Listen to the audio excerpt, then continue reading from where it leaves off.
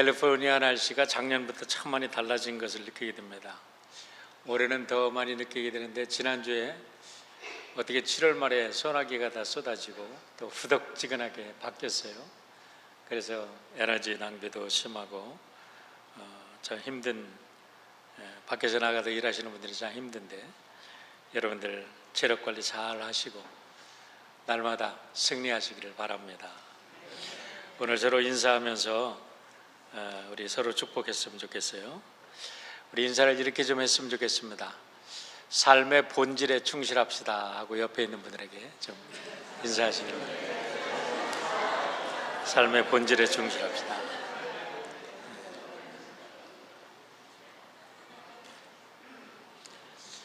이제는 너무나 오래된 말이라 아주 좀 들으면 짜증이 나는 말일 수도 있어요.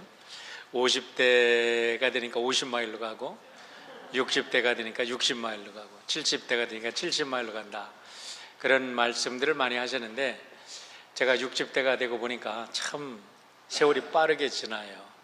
그러면서 느끼게 되는 거는 한순간도 그냥 보낼 수가 없다. 너무나 귀하다. 주어진 하루하루가 참 복된 날들인데 헛되이 보낼 수는 없다라는 생각을 많이 하고 살아갑니다. 그러면 헛되게 보내지 않으려면 어떻게 해야 될까라는 겁니다. 그것은 내 삶의 본질이 무엇인가를 파악하는 것이 아닌가라는 생각을 합니다. 여러 번 말씀을 드린 적이 있는데 하이럼 스미스라는 사람이 프랭클린 퀘스트 컴퍼니의 파운더입니다. 여러분들이 데일리 플래너를 이렇게 보죠. monthly 플래너도 보고 우리 이제 그런 새해가 되면 플래너들이 많이 나오는데 그 플래너를 처음 만든 사람이에요, 미국에서. 그래서 이 사람이 Natural Laws, Successful Time and Life Management 그래가지고 10 Law 10가지 삶과 시간을 잘 successful하게 이렇게 매니지하는 법에 대해서 자기 나름대로 책을 썼는데 제가 시간 매니지먼트에 대해서 여러 책을 썼지만 그 사람 책을 읽고 나서 가장 감동을 받았어요. 시간을 세이브한다는 게 뭔가. 여러분 시간 세이브할 수 있나요? 시간 세이브를 한다 그러는데 시간은 세이브 되는 게 아닙니다. 은행에다가 어떤 은행도 시간 좀 맡아주세요 그러고서 내 시간 돌려주세요 그런 은행 하나도 없어. 여러분들이 만약에 그런 은행장이 된다면 대박이 날 거예요. 그죠? 시간이라는 거는 남에게 빌려줄 수도 없고 꾸어올 수도 없고 시간은요 모든 사람에게 동일하게 주어진 시간 위에서 우리는 주어진 시간이 얼마가 될지 모르지만 그 시간을 살아내는 겁니다. 그렇다면 시간을 세이브한다, 시간을 가장 이펙티브하게 사용한다라고 할 때 어떻게 하면 시간을 잘 활용할 수 있느냐라는 것을 하이럼 스미스는 이렇게 이야기를 합니다. 시간의 정의로부터 시작해요. 시간이라는 것은 series of event다라고 얘기를 합니다. 시간에는 우리의 하루의 삶은 다양한 일들로 구성이 되어 있어요. 그런데 어떤 사람은 시간표를 짜놓고 부지런히 막 일을 합니다. 그런데 그 일한 것들이 가치 없는 것들이라면 아무리 바쁘게 일을 해도 그거는 시간을 낭비한 거다라는 거죠. 그러나 바쁘게 돌아가지는 않습니다. 여유를 가지고 일을 한다 할지라도 그날에 주어진 반드시 해야만 할 일이었고 정말로 귀중한 일, just not urgent한 일이 아니라 정말로 important한 일에 내가 내 시간을 쓰고 투자를 했다면 그거는 시간을 잘 쓴 거라는 거죠. 먹는 것도 내가 어떤 것을 먹느냐 똑같이 먹지만 무엇을 먹느냐가 나의 존재를 결정한다고 지난번에 말씀을 드렸습니다. 똑같이 독서를 합니다. 그러나 어떤 사람은 날마다 쓰잘데없는 잡지책을 읽고 어떤 사람은 정말 영의 양식이 되고 또 세상의 지식을 남보다 앞설 수 있는 어떤 기술과 또 과학적인 그런 혁명을 일으킬 수 있는 그런 아이디어가 잔뜩 들은 책을 읽을 수도 있어요. 무엇을 어떻게 왜 해야 되느냐라는 그 삶의 질에 따라서, 그 질적인 것에 따라서 우리들의 삶의 본질이 결정이 된다는 겁니다. 사람마다 삶의 본질을 이야기할 때 다 정의가 다를 것입니다. 그런데 그리스도인이라면 거기에는 공통점이 있어야 된다고 저는 생각합니다. 방법은 여러 가지 다르겠지만 거기에 본질적인 것은 뭐냐면, 나를 지으시고 우주를 지으신 창조주 하나님께서 나에게 맡긴 사명이 있는데, 그 사명을 발견하고 그 사명에 충실한 삶을 살 때 우리는 내 삶의 본질을 찾았다, 이렇게 말을 할 수 있다는 것입니다. 성경의 기자들은 이것을 이렇게 표현합니다. 하나님과 우리의 관계를 토기장이와 토기로 비유를 합니다. 하나님은 토기장이십니다. 내가 토기라면 나는 진흙이다 라고 표현을 합니다. 이사야 64장 8절에도 이렇게 말합니다. 그러나 여호와여, 이제 주는 우리 아버지 신이다. 아버지가 여기서는 단순히 내 아버지라는 표현보다도 여기에서 나오는 의미는 나에게 생명을 주신 분, 내 생명을 주관하시는 분, 내 생명을 창조하신 분이라는 의미입니다. 우리는 진흙이요 주는 토기장이시니 우리는 다 주의 손으로 지으신 것이니이다. 그러니까 나에게 생명을 주셨고 나를 이 땅에 보내셨다면 하나님께서 나만의 고유한 삶의 목적과 또 내가 살아낼 특별한 의미가 있기 때문에 하나님께서 이 땅에 나를 보내시고 그 사명을 이루라고 나에게 그 사명을 주셨다는 거죠. 예레미야 18장 6절에도 예레미야는 이렇게 말합니다. 여호와의 말씀이니라, 이스라엘 족속아, 이 토기장이가 하는 것 같이 내가 능히 너희에게 행하지 못하겠느냐? 이스라엘 족속아, 진흙이 토기장이의 손에 있음 같이 너희가 내 손에 있느니라. 예레미야가 이스라엘이 망하는 그런 과정에서 예레미야가 너무나 고통스러워요. 하나님 왜 이런 일이 있습니까? 그러니까 토기장이에 가서 구경해라. 토기장이한테 가서 보니까 토기를 만들었다가 깨트리기도 하고 또 다시 빚기도 하고 토기장이 마음대로 한다는 거죠. 그러니까 하나님의 절대 주권 하에 너희들의 인생을 맡기겠느냐? 하나님이 주권을 가지고 움직이는데 너희들이 무슨 말할 말이 있느냐? 이런 거를 예레미야에게 하나님께서 가르쳐 주시는 겁니다. 로마서 9장 21절에서 바울은 그와 같은 동일한 사상 속에도 이렇게 고백을 합니다. 토기장이가 진흙 한 덩이로 하나는 귀 있을 그릇을, 하나는 천 있을 그릇을 만들 권한이 없느냐? 여기서 토기장이는 하나님이시죠. 하나님께서 우리를 나로 만드셨다는 거예요. 그렇기 때문에 여러분과 제가 살아갈 동안에 우리가 아주 독특한 존재로 창조된 것을 믿으시기를 축원합니다. 제가 영어 단어 중에도 많은 단어들, 좋아하는 단어도 있지만 그 중에도 참 좋아하는 단어가 있어요. 그것은 유니크라는 단어입니다. 왜 그러냐면 나는 아주 유니크한 존재입니다. 저를 닮은 사람 보셨나요? 아마 비슷한 사람은 보셨을지 모르지만 저랑 똑같이 생긴 사람은 여러분 한 번도 못 보셨을 거예요. 저도 마찬가지고 여러분 각자가 마찬가지예요. 이 세상에 나와 똑같은 사람은 아무도 없습니다. 이 말은 나는 아주 독특한 존재예요. 하나님께서 나를 특별한 존재로 만드셨어요. 그리고 하나님께서 오늘 이 시대에 왜 나를 이 시대에 여기에 살게 하셨는가? 분명한 이유가 있어서 오늘 이 자리에 또 이곳에 이 시대에 우리를 살게 하신 줄 믿으시길 바랍니다. 이와 같은 하나님의 특별한 섭리와 나를 향한 목적을 발견하고 살아갈 때에 우리는 삶의 본질을 찾았다라고 하는 것입니다. 분명히 하나님께서 살아계시고 하나님이 우주의 주인이시라면 우리가 하나님께서 그냥 우리를 이 땅에 보내지 않으셨다는 거예요. 우리 각자에게 특별한 삶의 의미가 있고 가치가 있다는 것을 이야기를 해 줍니다. 예수님이 태어날 때 이스라엘은 로마의 압제하에 있었습니다. 여러분들이 복음서를 읽어보면 예수님이 태어날 때 헤롯 왕이라는 사람이 이스라엘을 다스린 것을 알게 됩니다. 그리고 이제 예수님이 돌아가시고 나왔을 때 그 헤롯 왕이 지나고 나서 헤롯의 손자 아그리빠라는 사람이 이스라엘을 다스리기 시작하는데 이 사람이 AD 44년에 죽고 맙니다.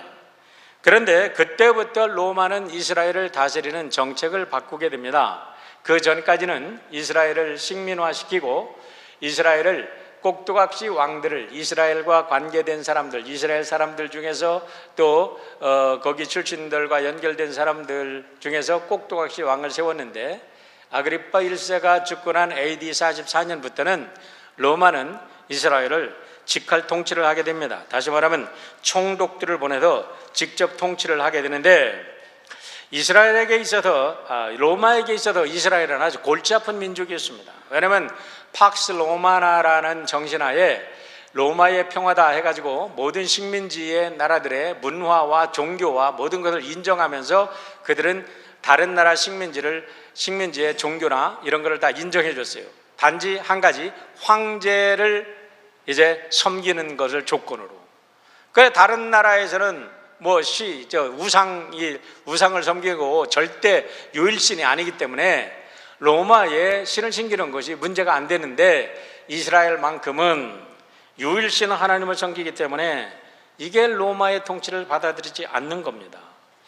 그래서 늘 갈등을 하고 있었는데 AD 39년 로마의 갈리굴라 황제 때에 예루살렘 성전에 이교의 신상을 세우고 또 이교 신상에 예배를 드리는 제사장을 거기다 임명함으로 해서 이스라엘 백성들은 불만이 폭발해 가면서 이제 그들이 무장봉기가 여기저기서 일어나게 됩니다. 그러다가 AD 66년에 이르러서 로마의 행정관 플로루스라는 사람이 세금이 체납되었다는 그런 핑계로 이스라엘의 예루살렘 창고, 그 보물 창고에서 금 17달란트를 이제 그들이 몰수하게 됩니다. 여러분 17달란트라 그러니까 별거 아닌 것 같은데 생각하는데 금 한 달란트가 6천 데나리온이라 그랬어요. 장정한 사람이 6천일 동안 일을 해야 벌 수 있는 돈이 금 한 달란트입니다. 그게 한 달란트예요. 그리고 금 한 달란트는 금 34kg를 따지는데 제가 이거를 오늘 말씀을 전하려고 이렇게 지난주 금값으로 따지니까 10억이에요. 10억을 이제 성전 보물 창고에서 그들이 몰수하게 됩니다. 그러니까 이스라엘 백성들이, 유대인들이 로마에 아주 이제 강력하게 항거를 하게 됩니다. 그러니까 로마 군대는 이것을 강압적인 군대를 동원해서 진압하게 되는데 그것으로 인해서 이제 대대적인 로마와 유대가 전면전이 붙었어요. 그런데 놀랍게도요, 이스라엘 사람들이 로마군을 이스라엘 경내에 다 몰아냅니다. 그러면서 로마의 수비대가 이스라엘 경내에 있던 로마의 수비대가 전멸당해요. 그러니까 이게 세계를 지배했던 로마가 이게 어떻게 된 거야? 깜짝 놀라서 네로가 베스파니안이라는 총사령관을 임명해가지고 로마의 3개 군단을 이스라엘에 폭동을 진압하라고 이스라엘에 파견을 합니다. 5군단, 10군단, 15군단이 파견됐다 그래요. 그래서 6만여 명의 이제 군대들이 전 세계 이제 식민지에 흩어졌던 군대들을 모으는데 67년 5월부터 다 집결을 해가지고 그들이 본격적으로 이스라엘의 지방을 점령해 들어가기 시작합니다. 로마군이 가는 곳마다 피바람이 일어났죠. 그러다가 68년에 유대 북부 지방이 다 점령이 되고 로마군의 손에 들어갑니다. 그리고 이제 예루살렘은 동쪽과 북쪽과 서쪽으로 포위가 되어서 이제 점점 포위망이 좁혀가는 그 사이에 68년 6월 9일 날 네로 황제가 죽습니다. 이게 역사적인 사건이에요. 네로 황제가 죽자 원로원에서는 각 이제 식민지에 파견되었던 대장군들을 소집해서 원로원을 소집해서 회의를 합니다. 누가 차기에 이제 로마의 황제가 될 것인가? 네로가 8대 황제였어요. 그래서 9대 황제를 세우는데 바로 이 이스라엘의 폭동을 진압하러 나갔던 총사령관이었던 베스파니안이 로마의 9대 황제가 되어서 베스파니아누스 황제로 추대가 됩니다. 이게 바로 69년 7월 1일 날 황제로 추대를 합니다. 역사적으로. 그러고 나서 이 베스파니안이 자기의 아들 티투스를 그 이스라엘의 폭동을 진압하는 대장군으로 임명해서 이제 티투스가 69년 7월부터 다시 예루살렘 주변에 토성을 쌓고 예루살렘을 이제 공격하기 시작하는 거예요. 그래가지고 1년여 동안의 전쟁 끝에 70년 9월 20일, 이것이 AD 70년 9월 20일, 이스라엘이 예루살렘에 있었던 사람들이 전멸하는 이런 역사적인 날이었습니다. 그리고 남은 사람들은 도망을 가가지고 여러분들이 이제 영화에서 많이 보는 마사다라는 그런 요지로 도망갑니다. 요새로. 그래서 마사다로 도망간 사람들은 끝까지 항전하다가 73년도에 결국 73년도에 로마의 그 공격에 견디지 못하고 이방인의 손에 우리가 죽을 수 있느냐 하고서 거기에다 전부 다 자결을 하고 끝나는 거죠. 그러고 나서 지금도 그래서 이스라엘의 특공대들이 반드시 군사훈련을 받으면 그들이 마사다에 가서 그들이 맹세를 하는 거예요. 군인으로서의 맹세를 하고 지금도 그 마사다는 이스라엘의 역사적인 그런 요충지로 기억이 되고 있습니다. 근데 보세요. 사실은 이스라엘 명맥은 예루살렘이 멸망하던 70년 9월 20일 끝난 겁니다. 그러고서 이스라엘 나라는 1948년 5월 14일 이스라엘이 영국으로부터 허락을 받아서 다시 독립될 때까지 정확하게 말하면 1900년, 거의 2000년이라는 세월 동안 나라 없이 이스라엘 백성들은 다 흩어져서 살던 사람들입니다. 다시 말하면 이스라엘은 2000년에 가까운 이 긴 세월 동안 세계 역사 속에 이스라엘 사람이라고 유대인이라고 불리기는 했지만은 정치적인 독립이 없는 국가적인 어떤 국가로 인정되지 않는 그런 흩어진 유랑인으로 살았어요. 그러다가 2000년이 넘는 그 세월이 지나고 나서 다시 국가로 세워질 수 있었다는 것, 어마어마한 사건이 아닙니까? 도대체 그들은 2000년 동안 나라 없이 흩어졌던 유랑인들이 어떻게 다시 모여서 국가를 세울 수 있었느냐? 거기에는 한 사람의 본질을 볼 줄 아는 한 사람의 위대한 랍비가 있었다는 거예요. 이 사람이 누구냐면 오르부께 수상에 짧게 소개한 요하난 벤 자카이라는 사람입니다. 히브리 말로 벤이라는 말은 아들이라는 소리예요. 그래서 자카이의 아들 요하난이라는 사람인데 이 사람이 유명한 존경받는 랍비였다는 거예요. 이 사람이 66년부터 그 70년 사이 로마와 유대 대전쟁이 벌어질 때 그 예루살렘에서 랍비 학교를 운영하고 있었는데 이 사람이 아무리 봐도 자기의 민족이 살아날 길은 없어. 로마에 의해서 이제는 자기의 민족의 운명은 다 한다는 것을 이 사람은 예견을 한 겁니다. 그래서 항복을 권유했지만은 강경파들이 절대 항복할 수는 없다. 우리가 다시 일어나면 되지 않냐? 안 된다. 어떻게 이방인들에게 하나님의 백성이 항복하느냐?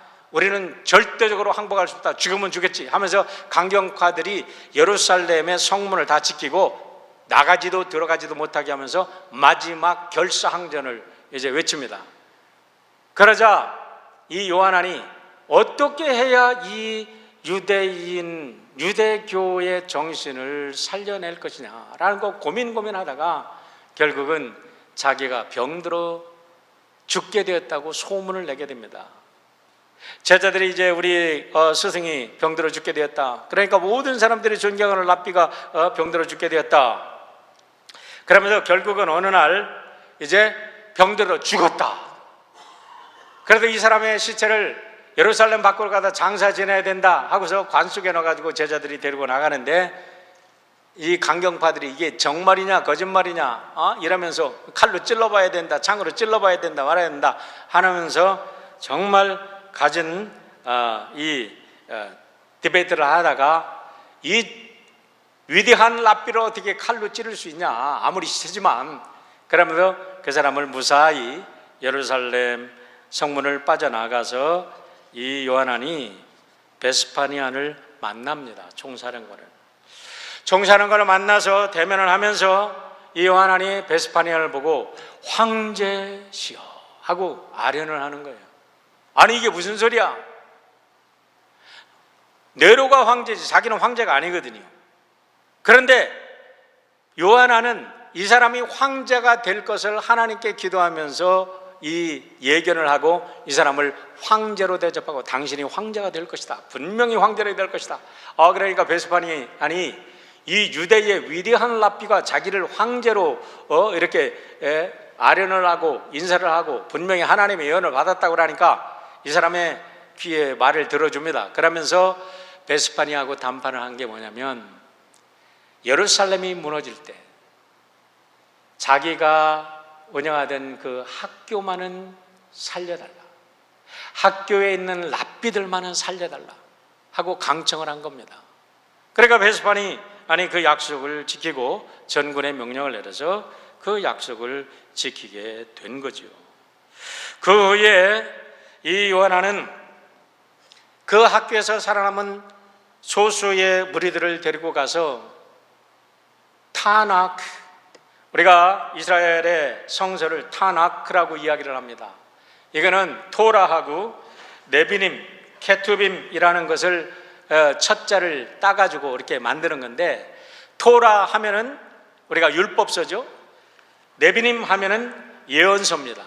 케투빔 하면은 성문서예요. 그러니까 구약의 전부다. 이것을 연구하는 미드라시라는 법을 만듭니다. 미드라시라는 것은 성서 한 구절 한 구절을 연구하는 거예요.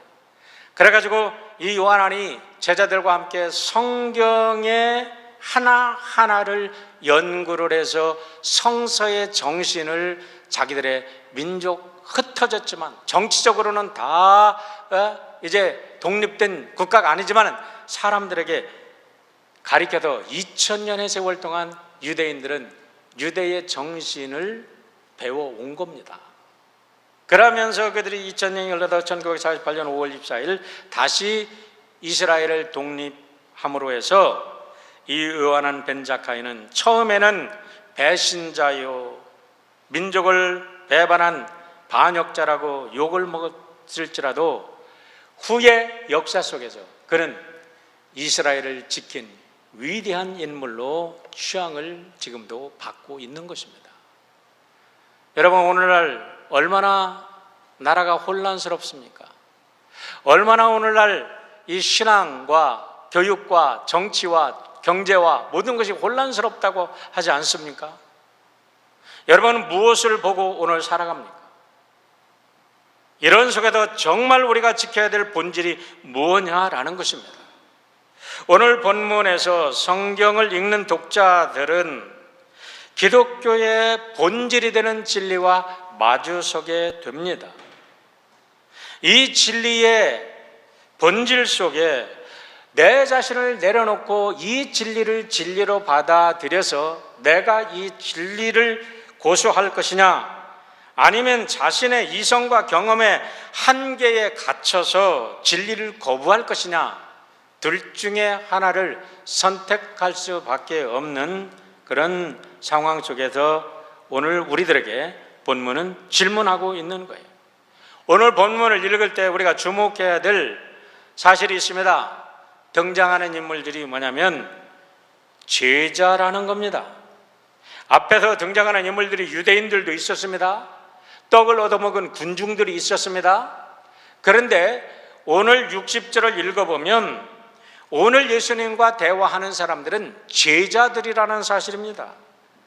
물론 12제자는 아닙니다. 자, 60절을 보세요. 제자 중 여럿이 듣고 말하되 이 말씀은 어렵도다. 누가 들을 수 있느냐 한데 라고 말합니다. 오늘로 말하면 많은 교인들을 말할 수 있고 더 좁혀 말하면 여러분과 저를 말할 수 있습니다. 여러분과 저는 지난 6주 동안 오병이어에 관련된 말씀을 들었습니다. 우리 예수님께서 생명의 떡이라고, 하늘에서 내려온 생명의 떡이라는 말씀을 들었습니다. 여러분, 그 말씀이 이해가 되셨습니까? 아니면 그 말씀을 이해가 되지 않아도 믿으십니까? 예수님이 당신의 살과 피를 먹지 않으면 영생을 얻을 수 없다고 말씀하셨습니다. 여러분, 이해가 되십니까? 아니면 그냥 교회에 나와도 예배 드리라고 하니까 아이고 그거 뭐 이해도 안 되는 말씀 그냥 앉아 있다가 그냥 가는 것입니다. 그냥 1시간 예배 드렸다고 때우고 그냥 흩어져서 가시는 것입니까? 여러분, 뭐라고 하든지 사람들이 인정하든 안 하든 오늘에 있는 말씀은 예수님께서 이 땅에 내려오셔서 이것이 진리의 본질이라고 우리들에게 전해주신 말씀이에요. 그 말씀을 듣고 제자들이 말을 합니다. This is hard teaching. This is hard saying. Who can accept it? Who can understand it? 누가 이것을 이해하겠느냐? 정말 어렵다 하면서 떠나버렸다는 겁니다. 그런데 오늘 성경은 그 제자들을 말하는 게 아니에요. 오늘 이 성경은 여러분과 저에게 묻고 계신 거예요. 여러분은 어떻게 생각하십니까? 너희들은 어떻게 생각하느냐? 라고 주님이 말씀하는 겁니다. 어려운 말씀이죠. 억셉트하기 힘든 말씀이죠.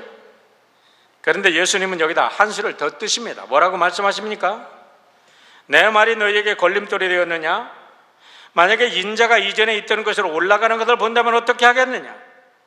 살리는 것은 영이니 육은 무익하니라. 내가 너희에게 이런 말은 영이 아니요 생명이니라 라고 말씀하시면서 하나님이 허락하지 않으면 한 사람도 내게는 올 수 없다라고 말씀하셨습니다. 예수님께서 아무리 쉬운 영적인 진리를 전했어도 그들은 알아듣지 못합니다. 그랬을 때, 자, 그렇다면 이렇게 쉬운 말을 전했는데도 너희들에게 오병이어의 기적을 보여줬고 그 의미가 무엇인지를 알려줬는데도 모른다면 이거는 어떠냐 하고 예수님이 다시 말씀을 하면서 그들에게 도전하시는 것입니다. 이 진리의 본질을 말해준다면 너희들은 어떻게 반응하겠느냐 하시면서 62절과 65절의 말씀을 하신 겁니다. 여러분,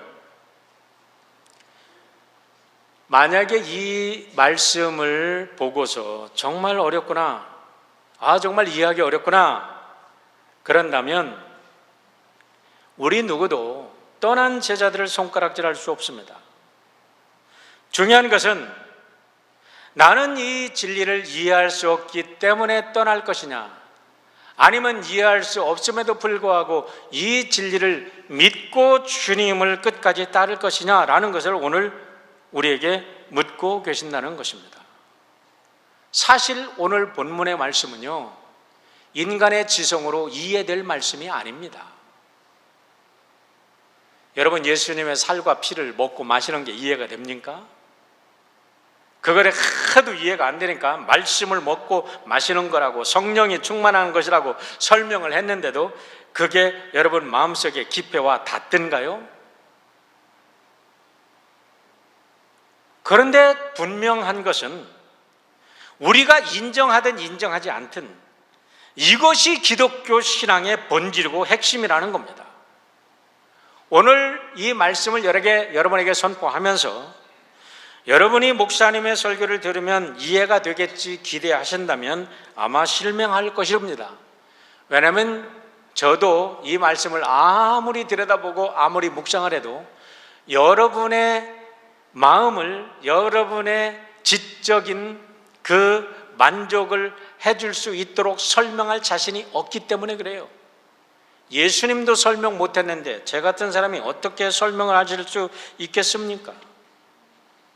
단지 여러분의 이해를 돕기 위해서 말씀을 요약한다면 이렇습니다. 다시 말씀을 요약할 수밖에 없어요. 예수님은 우리를 구속하기 위해서 이 땅에 오시고 십자가에 달려 죽으시고 부활하시고 승천하셔서 하나님 우편에 지금도 계십니다. 그분이 성령을 보내주셔서 그 성령을 경험하시고 성령에 충만한 사람은 오늘의 말씀이 이해되는 게 아니라 믿어지는 역사가 있을 줄 믿습니다. 저는 이것밖에는 설명할 길이 없습니다. 이제 여러분이 대답할 차례입니다. 이해가 되십니까? 아니면 믿어지십니까? 수많은 제자들이 이해되지 않아서, 그들이 받을 수 없어서 Who can understand it? 하면서 그들은 떠나버리고 말았습니다. 그때에 12 제자를 향하여 예수님이 말씀을 이렇게 하십니다. 너희도 가려느냐? How about you? 너희도가 아니라 너는 가려느냐? 라고 물으시는 겁니다. 이때 베드로가 놀라운 고백을 합니다. 68절로 69절입니다. 시몬 베드로가 대답하되 주여 영생의 말씀이 주께 있사오니 우리가 누구에게로 가오리이까? 우리가 주는 하나님의 거룩한 자이신 줄을 알고 믿고 알았사옵나이다. 여러분, 여기서 굉장히 중요한 고백을 합니다. 우리가 주는 하나님의 거룩하신 자인 것을 이제 이해하고 깨달아서 믿었습니다 라는 고백이 아닙니다.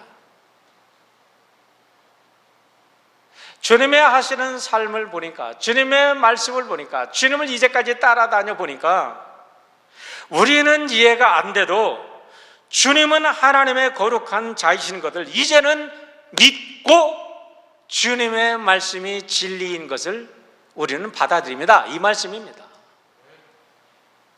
이해하고 안 것이 아니라 믿으니까 이해된 줄 믿으시기를 축원합니다. 이해됐다는 말도 사실은 우리가 어폐가 있어요. 이해가 되지 않지만 믿으니까 그 말씀이 내 안에서 역사에서 생명의 양식이 된 줄 믿습니다. 누가 뭐라고 해도 예수님은 나의 주, 나의 하나님, 내 생명이라는 사실을 믿으니까 이 세상 어떤 환난과 고난이, 어떤 유혹이 나에게 닥쳐도 나는 예수님을 믿음으로 그것을, 그 유혹을, 그 환난을, 그 고난의 고통을 넘기고 이길 수 있는 힘이 내 안에서 있음을 경험하게 된 것입니다. 철로 역정에 나오는 주인공 그리스도인이 천국을 향해서 순례길을 향하여 갈 때에 마귀를 만납니다. 마귀와의 싸움이 너무나 치열하고 힘들어서 피해가고 싶었어요. 전 마귀를 피해서 도망가고 돌아가서 가려고 하는데 마침 깨달아지는 게 있습니다. 그게 뭐냐면 자기 등에는 갑옷이 없다는 사실을 깨달은 겁니다. 자기의 한 손에는 방패가 들어있습니다. 자기 한 손에는 칼이 들어있습니다. 자기의 머리에는 투구를 썼습니다. 자기 가슴에는 흉패가 있습니다. 자기 다리에는 각반이 있습니다. 그런데 등을 생각하니까 등에는 아무것도 없더라는 거예요. 만약에 내가 마귀와 싸우다가 등을 돌리고 도망가려고 하면 마귀는 나의 급소를 찔러서 나는 한 방에 죽고 말 것이다라는 것을 깨닫습니다. 그래서 그 깨달음으로 인해서 아무리 힘들고 어렵지만은 마귀와 맞서 싸우며 그런 천국까지 순례의 길을 완성한 줄 믿으시기를 축원합니다. 여러분들에게 믿습니다. 여러분, 우리가 예수님을 믿는 것, 본질에 맞닥뜨리는 것 편한 게 아니에요. 여러분, 은혜 받았다고 하면 신바람 나는데 거기까지 좋습니다. 그러나 생명의 본질과 진리의 본질과 맞닥뜨리는 것은요, 불편한 거예요. 정말 빛이신 예수, 정말 거룩하신 하나님 앞에 내가 쓴다면 내 설 자리가 없어요. 나 더럽고 추한 이 같은 인간, 너무나 부끄러워서 하나님 앞에 설 수 없어. 부끄러워, 불편해. 그래서 돌아설 수밖에 없는 거지요. 많은 사람들이 예수님 만났으면 좋겠다, 그러면 난 예수님 믿겠다 그럽니다. 그런데요, 저는 생각해 봅니다. 내가 예수님 살아계실 때 그때 예수님을 만났다면 나도 똑같이 예수님 십자가에 못 박혀 죽어라고 소리 질렀던 그 무리 중에 분명 한 사람이었을 것이라고 저는 저를 압니다. 차라리 이 세월이 지나서 사도들의 가르침을 보고 예수 그리스도가 누구인지를 이제는 분명히 알고 책을 통해서라도 성경을 통해서 기도하면서 이런 편안함 속에서 예수를 알게 된 게 얼마나 감사한지.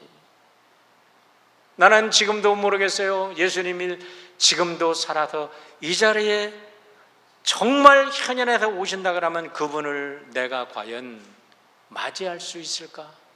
나같이 더럽고 추한 자가 맞이할 수 있을까라는 두려움이 있습니다. 어디로 돌아가시겠습니까? 여러분, 우리가 돌아간다는 그 기회가 주어진다면 네게로 돌아가겠습니까? 간절히 바라기는 베드로처럼 이제 나는 돌아갈 길이 없습니다. 생명의 말씀이 주께 있사오니 나는 주님만을 따라가겠습니다라는 고백이 여러분과 저의 고백이 되시기를 주의 이름으로 축원합니다. 하나님의 말씀만이 영원한 진리이십니다. 예수 그리스도만이 영원한 진리이십니다. 감리교가 사라져도, 장로교가 사라져도, 루터교, 침례교가 사라져도, 모든 교회가 사라져도 예수는 살아계신 주인이십니다. 하나님의 말씀은 생명이십니다. 본질을 지킬 수 있는 여러분과 제가 되기를 주의 이름으로 축원합니다. 1차 세계대전으로 유럽 전역이 전쟁의 소용돌이에 휩싸여 정말 유럽이 황폐화되어 갈 때에 여러분, 1차 세계대전이 1914년부터 1918년까지 있었던 걸 압니다. 그런데 1916년 스위스의 작은 탄광촌 사펜빌이라는 그런 동네에서 탄광촌이었다 그래요. 거기다 조그만 교회를 목회하고 있는 한 30세의 청년이 하나님의 말씀 속에 깊이 묵상을 하면서 하나님의 말씀이 생명이라는 걸 깨달아 알기 시작합니다. 그때가 그의 목회가 한 지 5년째라고 합니다. 그러면서 유럽 전역이 전쟁 속에 휘말렸지만 중립국가인 스위스 그 탄광촌은 전쟁의 화염에 다행히 미치지 않았고 그 30세의 젊은이는 그 속에도 깊이 성경을 연구하기 시작합니다. 그러면서 5년 동안 그가 로마서를 연구하고 로마서 주석을 써내게 되는데 1919년 드디어 로마서 주석을 써냅니다. 1차 세계대전이 막 끝난 그 다음에 로마서 주석을 써냈는데요, 놀랍게도 그 책이 기독교 역사를 바꾼 30대 사건의 하나로 기록이 됩니다. 그 로마서 주석을 쓴 사람이 누군지 아세요? 깔 발트라는 신정통주의 신학의 아버지라고 불리는 깔 발트라는 것입니다. 무엇을 말합니까? 세상이 전쟁 속에, 전쟁의 포화 속에 들어가도 오로지 하나님의 말씀 속에 깊이 들어갔던 그 한 청년이 전쟁 속에 황폐화되고 다 무너졌던 사람들의 영혼을 새롭게 만드는, 그리고 성서는 살아있고 하나님은 여전히 하늘에 계시고 인간은 땅에 있다, 하나님은 하나님의 자리에, 인간은 인간의 자리로 돌아가야 된다 하는 신본주의 사상을 새롭게 펼쳐서 교회를 다시 살린 줄 믿으시기를 축원합니다. 오늘 이 세상이 아무리 혼란스러워도 우리가 본질에 입각해서 본질을 추구하는 한 우리는 살아날 수 있습니다. 그러나 우리가 인본주의의 수렁 속에 빠져서 함께 더불어 인본주의와 춤을 춘다면 교회는 죽어버리고 말 것입니다. 그런 사람들은 결코 예수의 제자가 되지 못할 것입니다. 성경으로 돌아가야 됩니다. 예수만이 길이요 진리요 생명임을 믿어야 할 것입니다. 믿는다면 우리가 예수 그리스도만을 증거하는 증인들이 되어야 될 것입니다. 오늘 마지막으로 본질을 찾아 자기의 생을 바쳤던 한 인물을 소개하고 오늘 예배를 마치려고 합니다. 니콜라스 윈턴이라는 분의 스토리인데요, 어저께 우리 귀한 권사님께서 이 영상을 보내주셔서 여러분과 함께 나눕니다. 한번 보시길 바랍니다.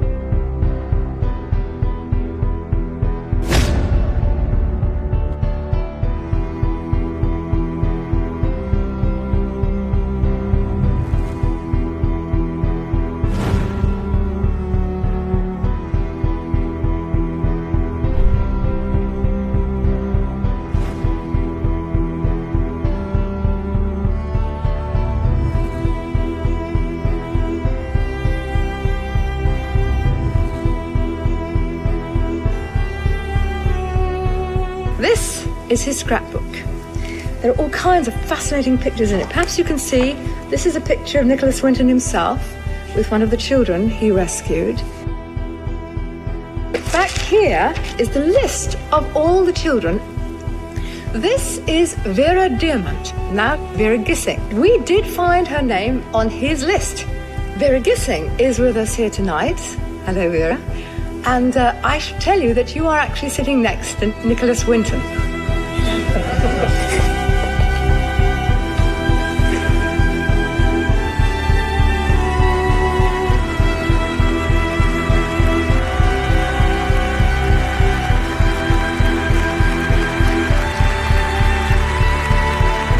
I ask, is there anyone in our audience tonight who owes their life to Nicholas Winton? If so, could you stand up, please?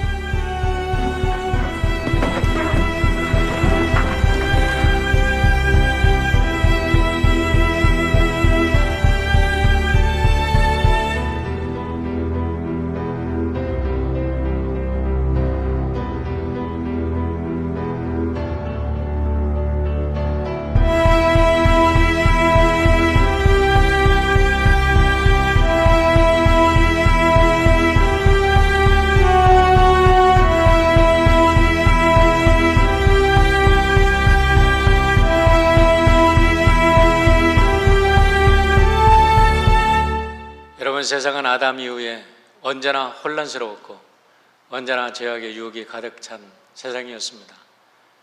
그러나 본질에 충성스러운 사람들이 하나님의 역사를 오늘까지 이뤄온 줄 믿습니다. 오늘 이 시대가 아무리 힘들고 어려워도 삶의 본질이 무엇인가, 하나님이 나에게 주신 사명이 무엇인가, 본질에 충성스러운 우리 드림의 가족들이 되시기를 주의 이름으로 부탁합니다. 아버지.